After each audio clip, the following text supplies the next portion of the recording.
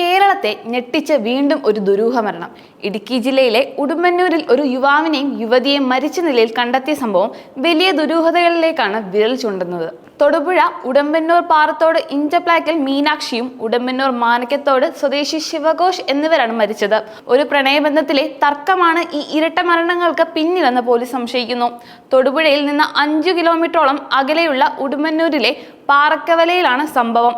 ദിവസങ്ങളായി ഇവിടെ വാടകയ്ക്ക് താമസിച്ചു വന്നിരുന്ന 19 വയസ്സുകാരനായ ശിവഘോഷിനെയും ഇയാളുടെ സുഹൃത്ത് മീനാക്ഷിയെ മരിച്ച നിലയിൽ കണ്ടെത്തുകയായിരുന്നു. മീനാക്ഷിയെ കഴുത്തു ഞെരിച്ച് കൊലപ്പെടുത്തിയ ശേഷം ശിവഘോഷ് ആത്മഹത്യ ചെയ്തതെന്നാണ് പോലീസിന്റെ പ്രാഥമിക നിഗമനം. മരണം നടന്ന വീട്ടിൽ ശിവഘോഷും അമ്മയും സഹോദരയും മാത്രമാണ് താമസിച്ചിരുന്നത്.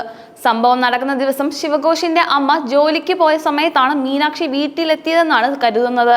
ഏകദേശം ഉച്ചയ്ക്ക് 1:30-ഓടെയാണ് ഈ സംഭവം പുറം ലോകം അറിയുന്നത്. തുടക്കത്തിൽ ഒരാളുടെ മരണം മാത്രമാണ് റിപ്പോർട്ട് ചെയ്യപ്പെട്ടത്.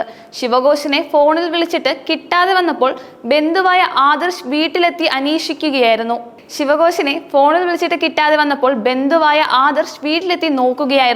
മുറിയിൽ ഫാനിൽ തൂങ്ങി മരിച്ച നിലയിൽ ശിവഘോഷിനെ കണ്ട ആദർശ് ഉടൻ തന്നെ നാട്ടുകാരെയും പോലീസിനെയും വിവരമറിയിച്ചു. ശിവഘോഷിനെ തൊടുപുഴയിലെ സ്വകാര്യ ആശുപത്രിയിൽ എത്തിച്ചെങ്കിലും ജീവൻ രക്ഷിക്കാൻ സാധിച്ചില്ല.